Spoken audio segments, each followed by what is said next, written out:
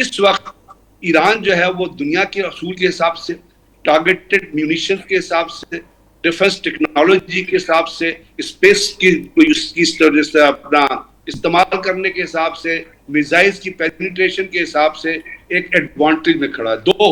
یہاں پہ میں یہ نہیں کہوں گا کہ ایران کی تباہی نہیں ہو رہی، ایران کے اندر بھی کلسٹر بمز کی ایک لے آ رہی ہے، جس نے تہران کو، مشہد کو، تبریز کو، ہر جگہ پہ انہوں نے حملہ کیا ہے. اور ایران کے اندر جو انہوں نے اپنا تیل کی فیسلٹی پہ حملہ کیا ہے، اس سے جو وہاں پہ پولوشن پھیلی ہے، it is itself going to kill number of people.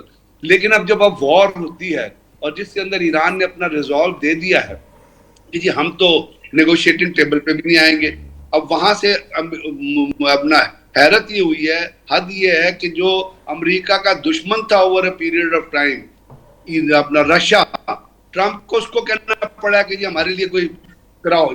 he's gone to the enemy to tell them کہ جی کوئی نیگوسیشن کراؤ. تو یہ جو چیزیں ہیں، اس میں ایران اس میں جو کچھ کر رہا ہے وہ سامنے ہے، اسرائیل بھی کر رہا ہے. اب اس میں ڈسٹرکشن تو ہوگی. ہم یہاں پہ یہ کہیں کہ جی ایران کی تباہی نہیں ہوگی، انفراسٹرکچر تباہ نہیں ہوگا، تو یہ غلط ہوگا. ایموشنلی ہم اس کو کور اپ نہیں کر، وہ ہوگا لیکن وہ پروسیس آف ٹائم ہے.